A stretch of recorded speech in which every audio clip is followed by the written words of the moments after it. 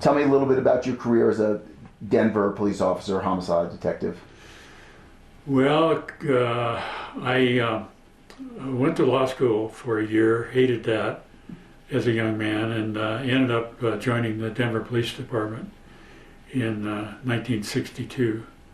And I worked for 5 years on the street in uniform, and then 5 years in the homicide detail. And I loved homicide. And I still do. It's the epitome of investigations. And but after 5 years in homicide, I'd had enough, and I didn't want to do anything else in police work. So I resigned and got into some other pursuits. I got into politics for a little bit, and then started a newspaper, which lost me a lot of money, but I learned a lot. Then midlife crisis, I got divorced. I have 4 children, young children. And I moved to Breckenridge in 1977 and started a private investigative business here. And as luck would have it, it's a fast-growing area with a lot of litigation, a lot of lawyer work. Most of my work is with lawyers. And so I was able to make a living, and I'm about ready to retire. It's been 43 years now. Why'd you move to Breck? Well, I wanted to live in the mountains, and I actually looked at steamboats. To me, steamboat was a little more attractive because it has 4 full seasons. We don't. We have 2, summer and winter. And but it was too far off the interstate to Denver, where my 4 kids live, so I chose this instead. What is it about detective work that you like so much? Homicide detective work in particular. Well, the homicide, I have no idea. Like I say, when I was in law school, there was a huge scandal in the Denver Police Department. I was in law school in Omaha, and they arrested and sent to the state penitentiary, I think about a dozen sheriff's officers and Denver police officers who were involved. They were doing burglaries, burglarizing Safeway stores and doing safe jobs. It was a big deal. And that hit the press in Omaha, where I was going to school. So I kept reading about it, and I didn't enjoy law school at all, so I decided, well, I'll do something close to being to law school. I joined the department. And once you were doing the work, what was it about it that you enjoyed so much? Well, I didn't enjoy being on call, and that's what finally did most of us. And we didn't have enough detectives to cover a 24-hour period, so you would put in your 8 hours and then be on call for 4 hours. And then the oncoming shift would be on call for 4 hours before they came to work, so you covered the whole clock. But what I liked was the challenge. Everybody loves a mystery, and every murder is a mystery. Nobody wants, or very few people will admit to it, doing one, so you have to prove it. The art of proving a murder case is a lot easier now than it was, because we now have DNA and hairs and fiber research. It's a whole different ballgame now. But it's still a challenge. It's still interesting. You deal with all kinds of people. I've thoroughly enjoyed it. What about the closure for the victims' families part? Well, you know, as an investigator, you don't really see that side of it too much, especially after the arrest has been made and the person's been charged. You kind of go on to other things, especially when I was in homicide.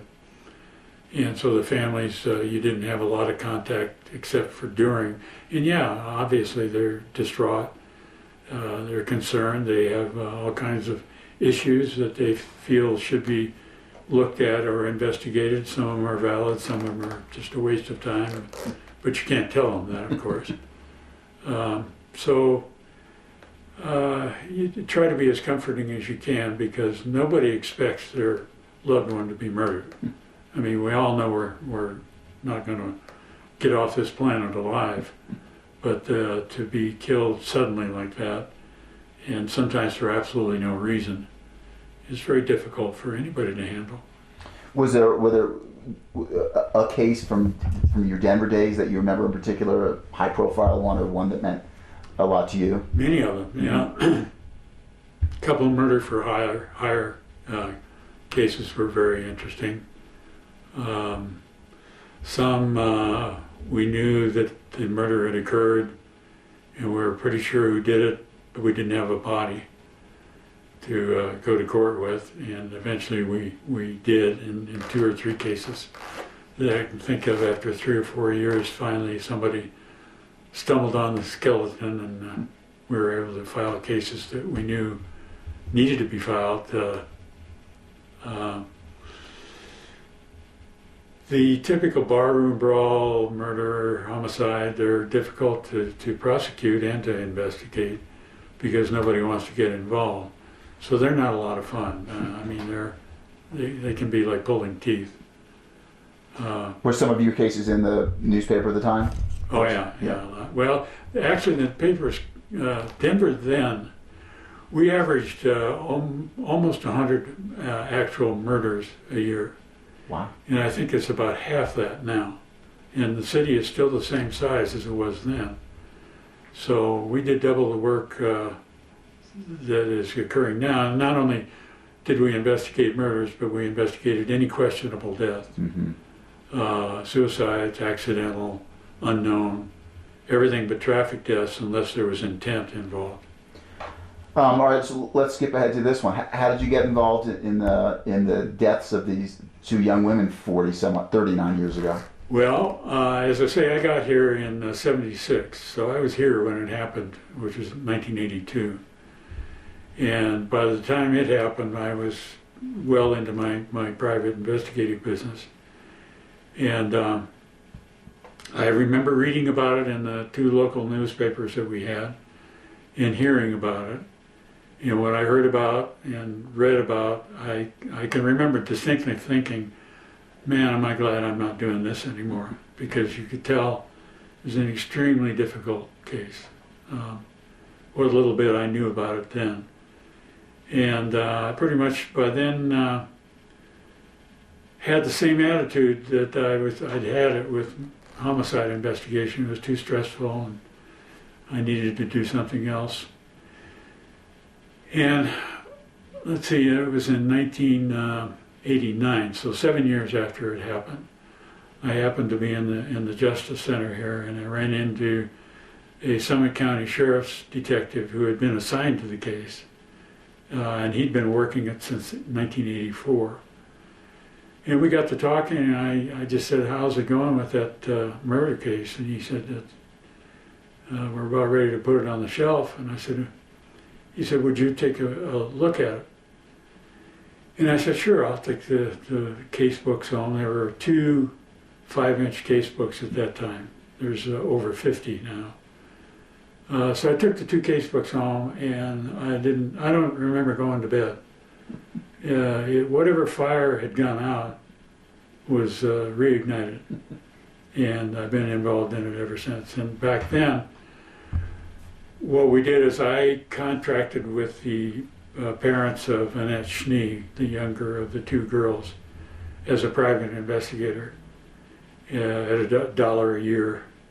And that gave me some standing to work the case with the sheriff's detective.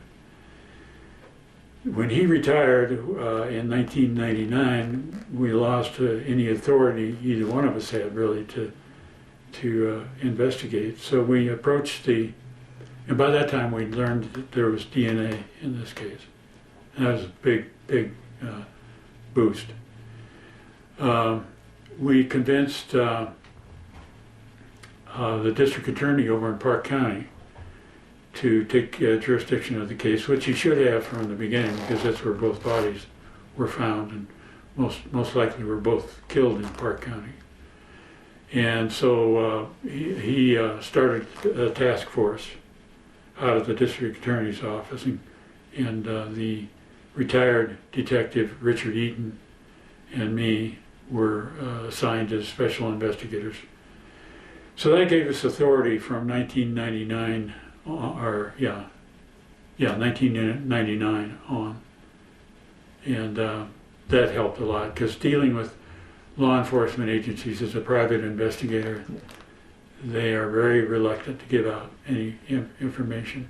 And don't you also have a formal arrangement or some kind, you have an arrangement with the Park County Sheriff's Department as well? So that's the task force I was talking about. Oh, that the DA set up kind of thing? Yeah. Okay. Yeah, that gave us both the authority that we needed to do whatever we needed to do. Because I saw your card says you're a special investigator with the Park County Sheriff. It actually has moved, a couple of years ago, the task force moved from the DA's office to the Sheriff's Department. Got it, okay. Yeah. Got it. What was it about the case when you first stayed up all night reading those case books that attracted you to it? That's a good question. I'm not sure. The challenge, certainly, there were so many unanswered questions. There was a lot of problems with the investigation. There was too many jurisdictions involved in it. There was Park County, Summit County, Fairplay Police, Alma Marshall, CBI, did I say Summit County, Breckenridge PD. Everybody got into the act and nobody took charge. So looking through the files was really a disjointed effort, because they were just paperwork not even signed, or you don't know who the author was, just thrown into boxes. And so there was a lot of questions. I had pages of questions of, well, what happened here? Where is this evidence? Who found this? So it evidently sought out that questioning in my mind, and that was the first step backwards or forward to get involved. You got 4 children. Are any of them daughters? I have 3 daughters and 1 son. And was that the fact that you had 3 daughters and 2 young women were killed? Is that, I'm not trying to put words in your mouth. No, no, not really. No. You didn't identify. No. I probably have over the years, thinking about it, how sad it must be for the families, and the families have been, pretty close, especially, as I say, once we determined that we had some really good evidence, the DNA. It kind of got everybody's hope up a long time ago, but it got their hopes up.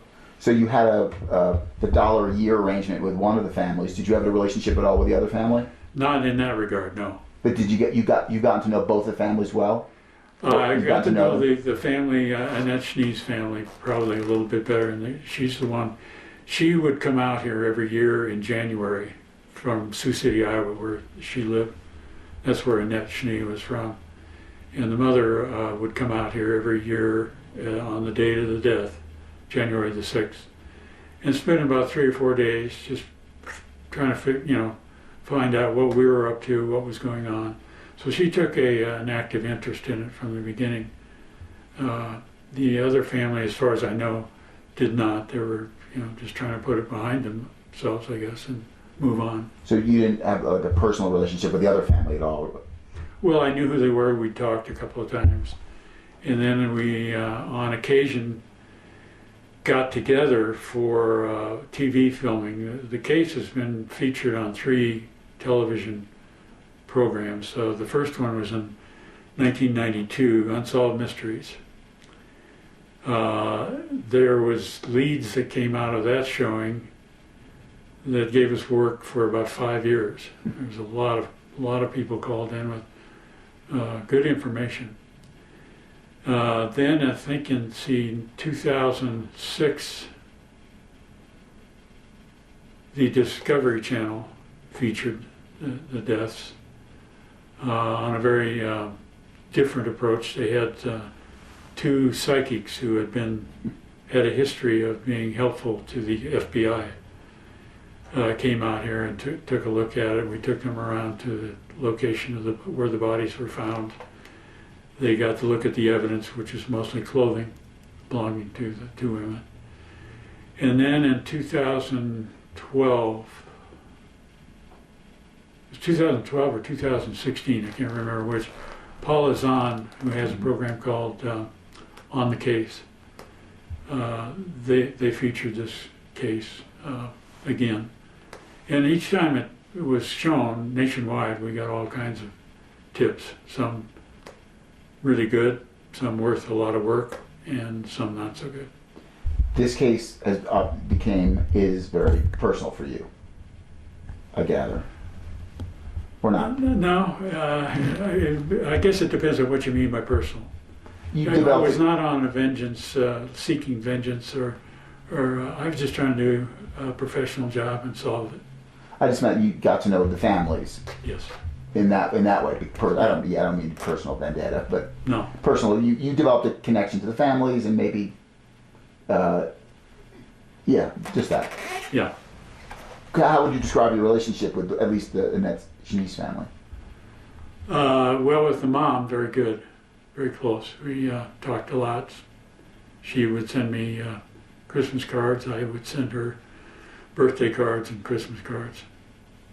And how much work were you putting in this case for? I mean, obviously it would vary, but describe it roughly in a typical year, or what was the workload like?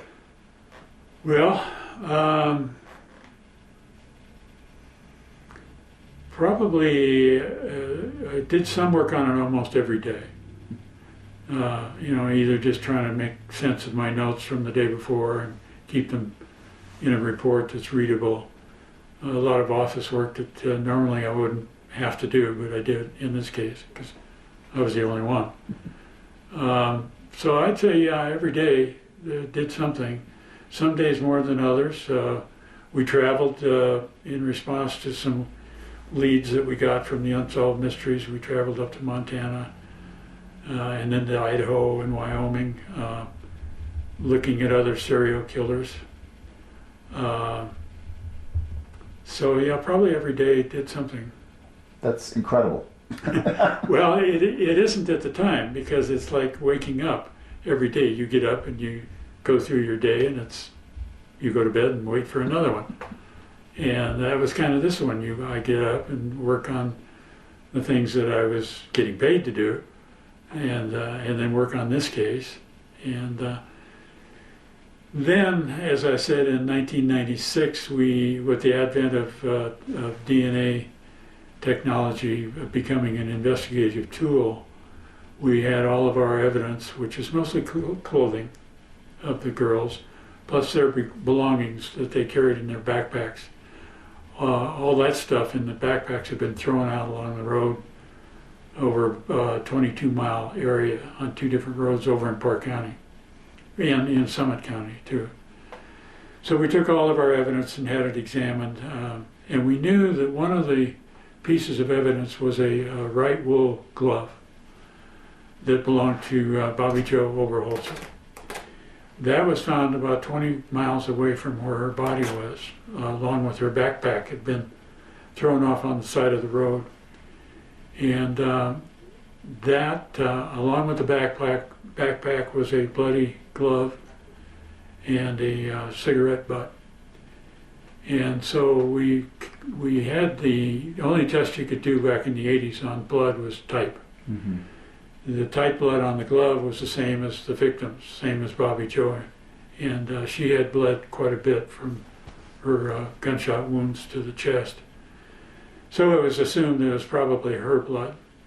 But in 1996, we took it, the glove and some other evidence, to a private lab who was doing DNA work at the very beginning of the DNA work. And they gave us a report back and said this is not the blood of either victim. So I think it was about a year later, the art and the science got a little bit better. We gave it to the Colorado Bureau of Investigation, and they reported back not only was it was it the blood of either victim, but it was male. So we knew that Bobby Joe most likely had drawn blood somehow from one of her attacker or the single attacker. And So that was a huge discovery. Did you ever, were there points along the way when you felt like you were, before the actual arrest, where you felt like you were really close to a suspect? Several times, yeah, several times. We had suspects that we really thought we were on the right road. But by that time we had the DNA, and we could eliminate suspects by that. Or actually, it eliminated them as donating the blood. Didn't necessarily eliminate them from being involved, but if you assume there may have been more than one, eliminating somebody's DNA wasn't totally conclusive of their innocence. Could you, just sort of back to all the work you put in on it, just sort of list or name some of the things that in a typical day you might do work on the case? Like like specifically, what was it? Phone calls? Was it checking criminal record? What kinds of stuff? If you had a suspect or somebody that you wanted to investigate, you first of all have to find them. That can be a problem after the number of years that went by. Either as a suspect or as a witness or somebody that may have information. So there's a lot of tracing, locating people, which takes time. And that's much easier now than it was because of the internet. That would apply, as I say, to suspects as well as possible informants or witnesses or people with information. A lot of background information on people that maybe you wanted to take their DNA to help you eliminate them. You have to figure out if they had a criminal record, because if they did, depending on the time frame, they were automatically, their DNA is entered into the National CODIS database. Mm-hmm. So it's a lot of stuff on the internet, on phone. As I said, we had the leads of 2 or 3 serial killers in Montana, in Idaho, so we spent a lot of time researching and going there. That took a couple of weeks to.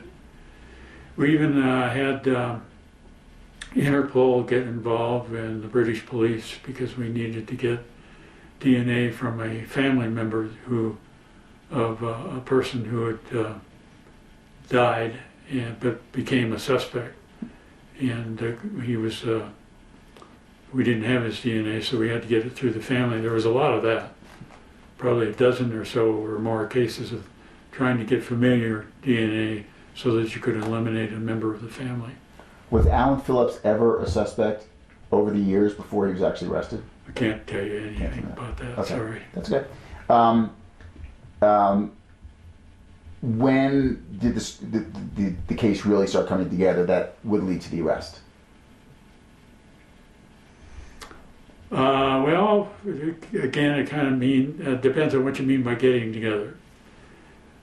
In '96, when we realized that we had the DNA of the suspect, that definitely put the case together. Then with each succeeding suspect or person of interest that you might eliminate, that would kind of close the ring a little bit more or open it. More often than not, one suspect led to 10 others. So there was no real closing of the ring.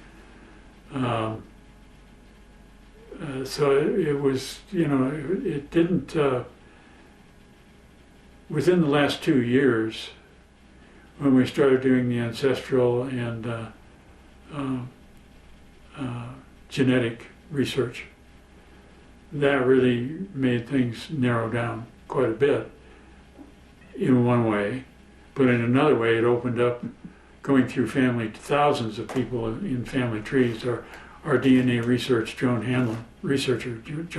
Hanlon, I don't know how she put up with it, but for about a year, just wandering through family trees, contacting family members and trying to get their DNA or those of people that they're related to. But each day looking back on it, each day did close things down a little bit until one person stood out, and only one. Tell me about that moment. Well, it was one that was anticipated because that's what we were looking for and had been since '96. But the thing that caused the progression to finally identifying a single individual was a matter of the evolution of the art and science of DNA research. It just got better and better, and more conclusive and more exacting with each year. Each year something new would come up, and we were afraid we were going to run out of DNA sample because all we had was a glove with a big spot on it, and we were very close to that. Spot of blood. Running out of sample. Was it blood though that was? Oh yeah. Yeah, yeah. Oh yeah. That wasn't. I mean, there were other genetic. No, that was just the blood. But tell me when the arrest warrant was signed. What was that like? When he was arrested, what was that like for you? Just all these years later. I mean, the first I heard of it was I got a call from Joan Hanlon, who is the research person who was doing all the genetic research, and she said, "We got him." And I knew we were close because we kept eliminating some really good people, I mean good suspects. So we knew we were in the family, in the right tree, so to speak. It was just a question of picking which branch and then finding that piece of fruit on that branch. So it was no big surprise. And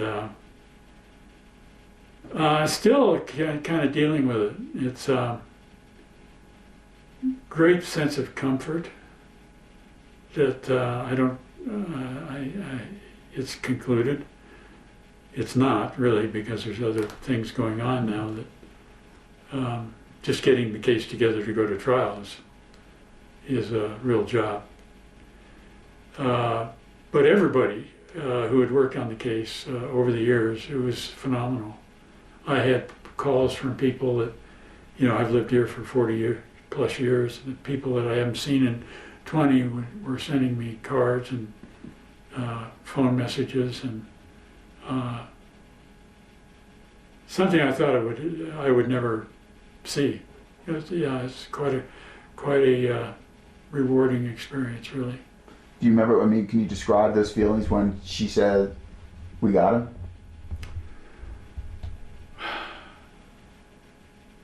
Same feeling I feel right now, and that's just amazement that, what is there, 7 billion people on the planet? And we found the right one. It's pretty good. Was this your great white whale?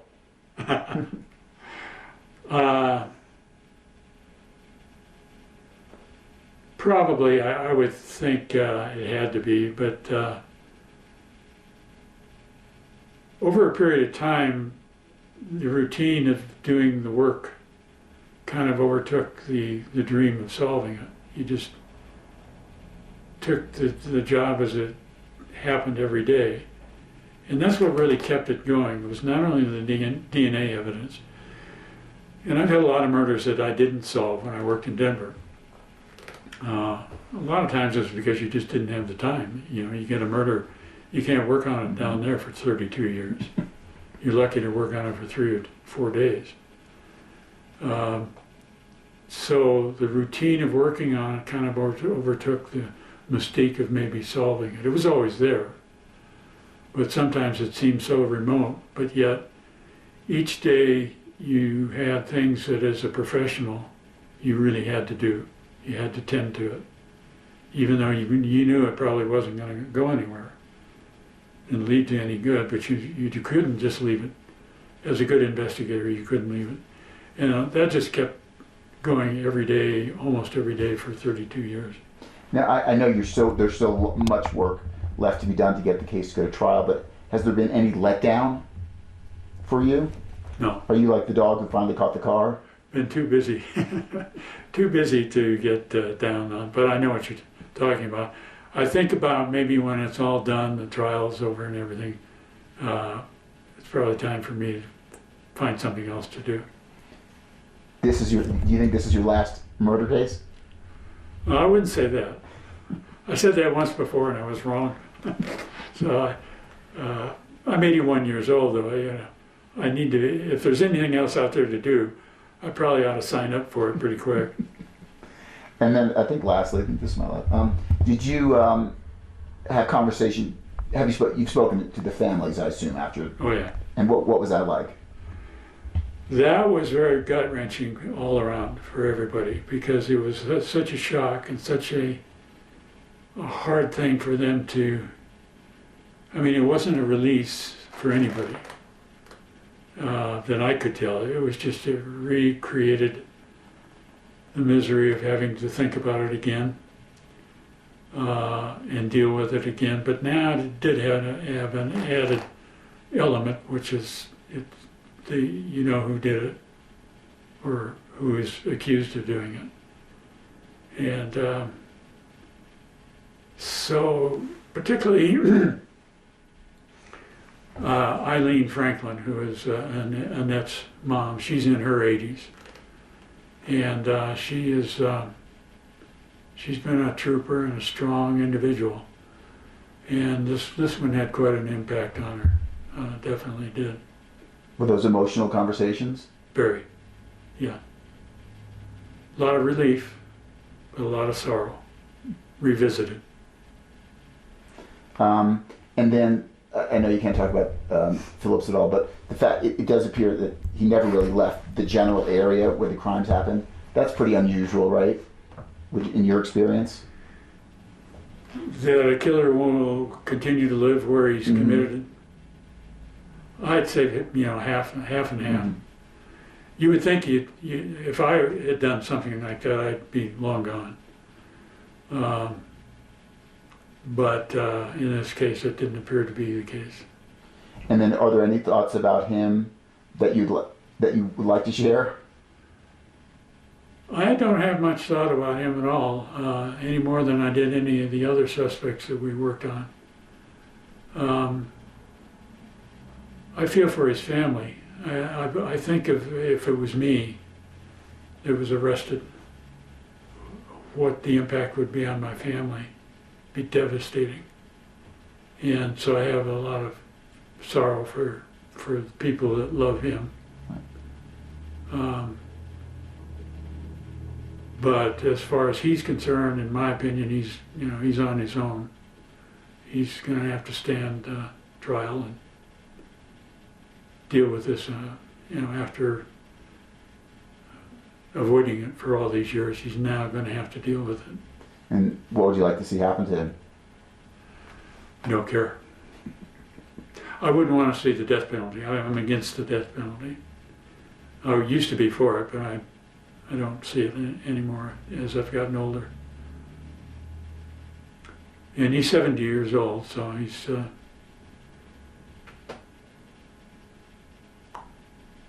just, it'd be something to have to deal with at that age. All right. Fantastic. Is there anything I didn't ask you wanted me to? Anything you didn't say that you might want to? Well, another factor, aside from the fact that we had the DNA that has kept this thing alive, is the press. We have a website that we developed years ago. That's helped a lot. It's not a very good website, but it works. We've had the 3 national programs that have been aired, and they're recycled and reshown. I think Unsolved Mysteries from 1992. I still get residual checks because I was part of it. So I get about $10 a year from that. So I know it's being reshown, reprogrammed.